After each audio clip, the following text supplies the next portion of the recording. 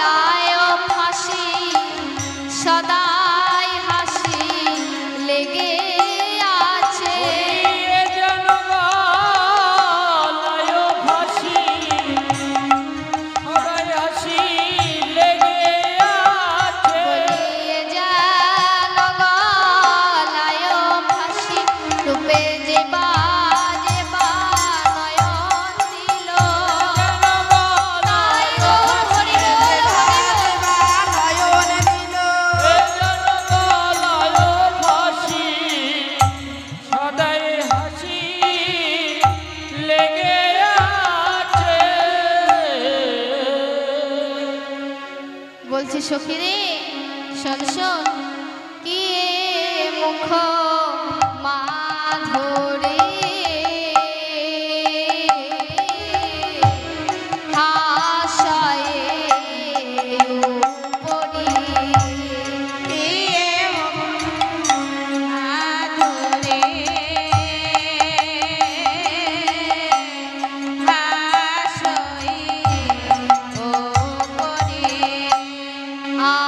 আনন্দে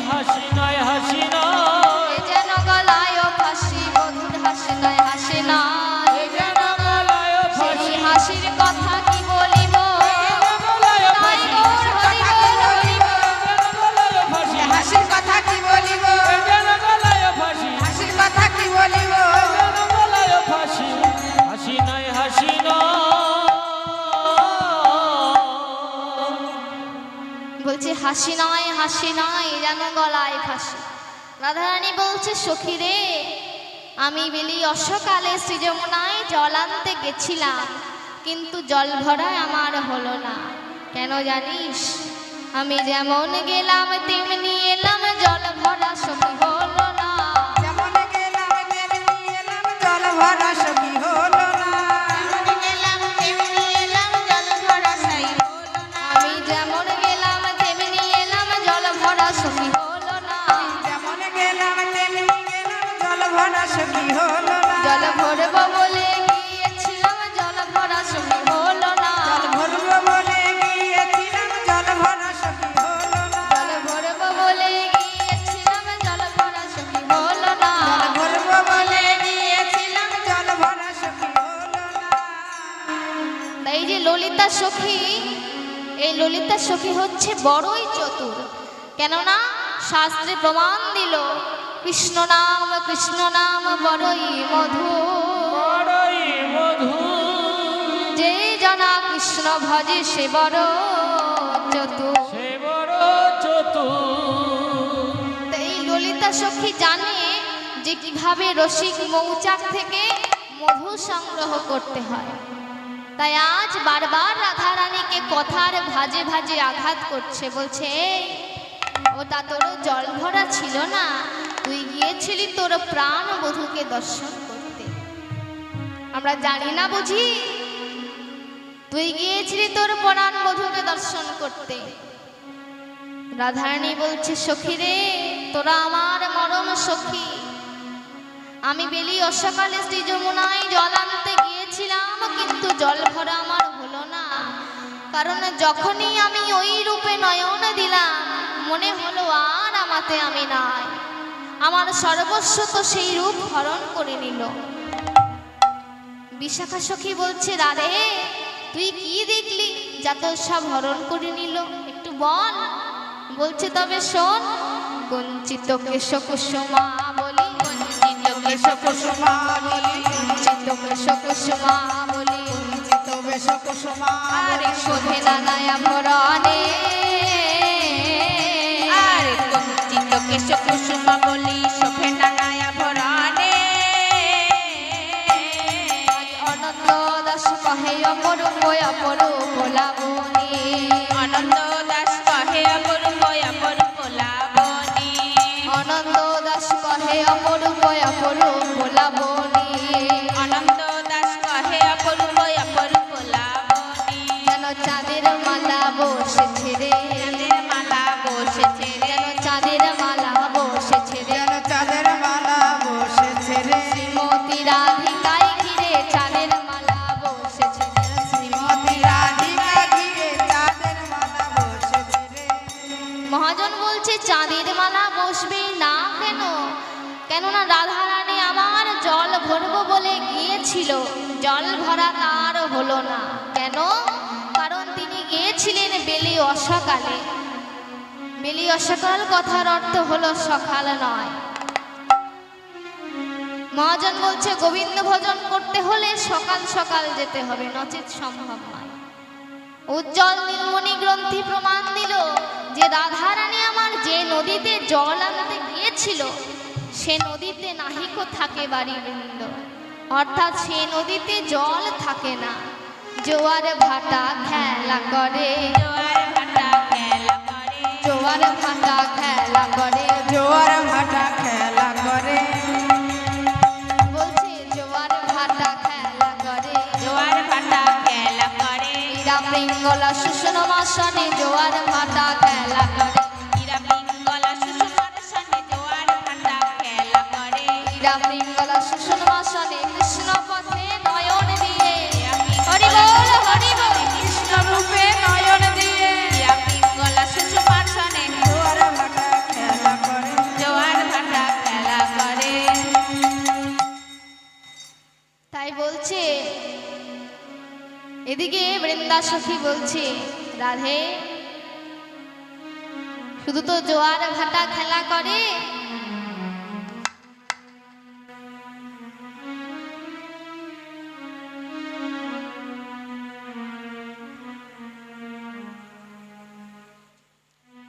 উজ্জ্বল নীলমণি গ্রন্থে বলছে যে সেখানে জল থাকে না মা, জোয়ার ভাটা খেলা করে।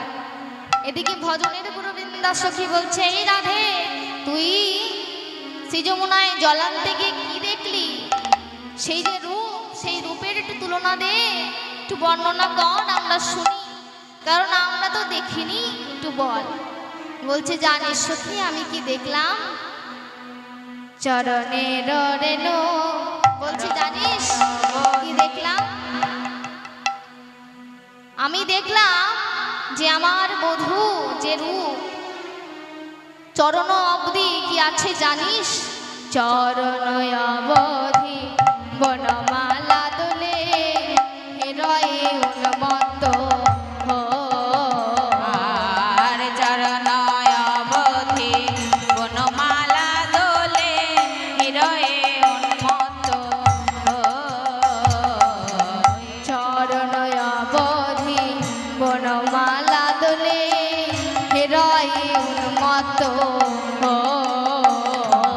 আর চরণ অবধি বনমালা দোলে, হৃদয়ে উন্মত্ত মধুকর ছলে বড় জোড়া মনিচিত, কহি কহি মতি হো।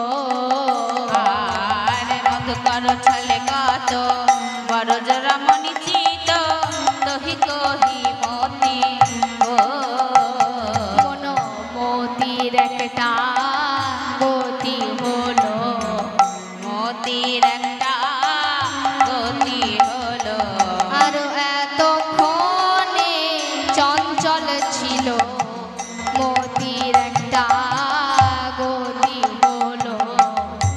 এতক্ষণে চঞ্চল ছিল, মতির একটা গতি হলো। বলছে, সখী রে, আমি কি দেখলাম জানিস? আমার বধূ চরণ অবধি যে মালতী ফুলের মালা পরিধান করেছে, তা দেখে মনে হলো কি জানিস? ও মালতী ফুলের মালা নয়, মনে হলো মৌমাছির মালা। কেননা মালতী ফুলের মধু পান করতে অজস্র মৌমাছি, কেউ গুনগুন গান করে, কেউ অন্য সঙ্গী সাথীদের আমন্ত্রণ করতে চলে।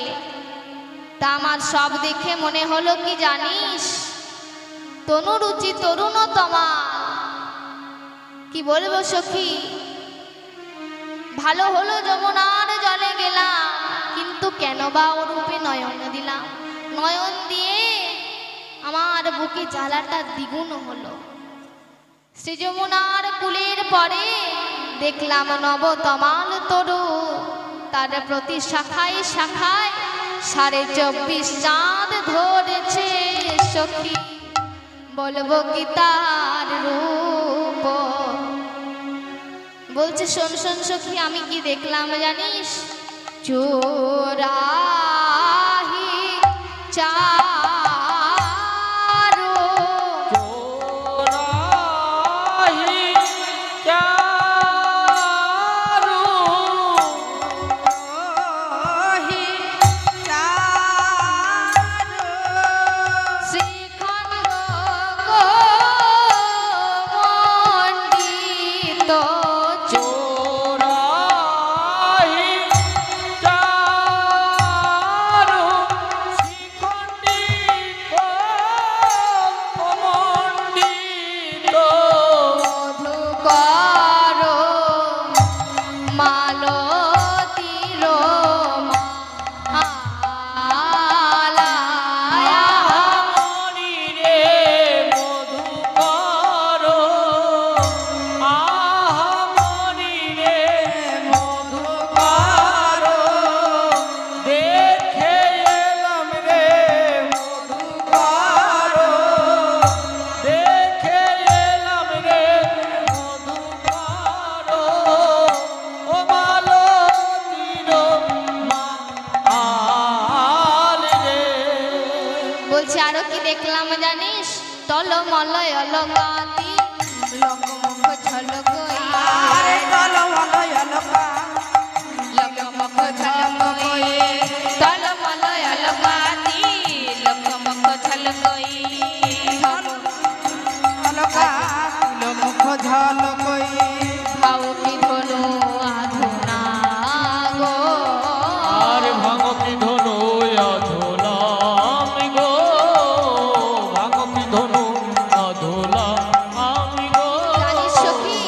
আরো কি দেখলাম, ও মুখমণ্ডল জিতি শারদ সুধা কর, তনু রুচি তরুণ তোমার। জানিস সখী, আমার বধূ, কি বলবো সখী। এদিকে এক সখী বলছে, রাধে তুই তো বললি তুই নাকি তোর বধূর রূপে 24.5 চন্দ্র দর্শন করেছিস, তা সেই 24.5 চন্দ্রের অবস্থান কোথায় একটু বল। আমরা তো শুধু গগনের যে একটা চাঁদ, সেই চাঁদ দর্শন করেছি, 24.5 চন্দ্র তো আমরা দেখিনি, একটু বল। বলছে সখী, আমার বধূর রূপে 24.5 চন্দ্র বর্তমান, তবে শোন, কদম বৃক্ষে হেলানো দেয়া, কদম্ব বৃক্ষে হেলানো দিয়া, আর কদম বৃক্ষে হেলানো দিয়া, কদম্ব বৃক্ষে হেলানো দিয়া, অধরে মুরলি লইয়া, আর বট বৃক্ষে হেলানো দিয়া, হরের মুরলি লইয়া, আর পশু পরে 10 চাঁদ চলে কি মন ভঙ্গিমা লইয়া, পশু পরে 10 চাঁদ চলে কি তছু পরে 10 চাঁদ চলে কি মোহন ভঙ্গিমা লইয়া। পশু পরে 10 চাঁদ চলে কি মোহন ভঙ্গিমা। বলছে গলে গজমতি হার, আধারে মানিক সমজলে।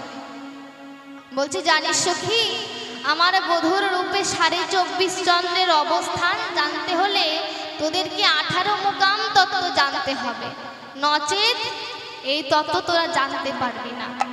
এই 24.5 চন্দ্রের অবস্থান তোরা জানতে পারবি না। 18 মুকাম তত্ত্ব কি কি মা? চূড়া মধ্যে চূড়ামণি, ব্রহ্ম পাটে স্থিতি, চূড়া মধ্যে চূড়ামণি, ব্রহ্ম পাটে স্থিতি, পাট মধ্যে মহাবিষ্ণু করেন বসতি, পাটি মধ্যে মহাবিষ্ণু করেন বসতি, চক্ষু মধ্যে কালা চাঁদ করিতেছেন ধ্যান, আর চক্ষু মধ্যে কালা চাঁদ করিতেছে ধ্যান, নাসিকাতে নিত্যানন্দ মধু করে পান, আর নাসিকাতে নিত্যানন্দ মধু করে পান, কর্ণেতে চৈতন্য গোসাই হই সাবধান, আর কর্ণেতে চৈতন্য গোসাই হইয়া সাবিধান, মুখেতে ভদাক্ষ বসি 32 যোগান, খেতে ভদ্রাক্ষ 32 যোগান, আল জিউ ভাই সরস্বতী, বামেতে শ্রীদান, আর জিহ্বায় সরস্বতী, বামে দিশিদান, কণ্ঠ পাশে শ্রীবাণায়, বাহুতে বলরাম, কণ্ঠ পাশে শ্রীগানায়, বাহুতে বলরাম, হস্ত মধ্যে শ্রী গোবিন্দ দানয়োধিপতি, হস্ত মধ্যে শ্রী গোবিন্দ দানের অধিপতি, সপ্তদ্বীপে জগন্নাথ করেন বসতি, আর সত্যদ্বীপে জগন্নাথ করেন বসতি, নাভিমূলে ব্রহ্মা সদাই করিতেছেন লীলা, নাভিমূলে ব্রহ্মা সদাই করি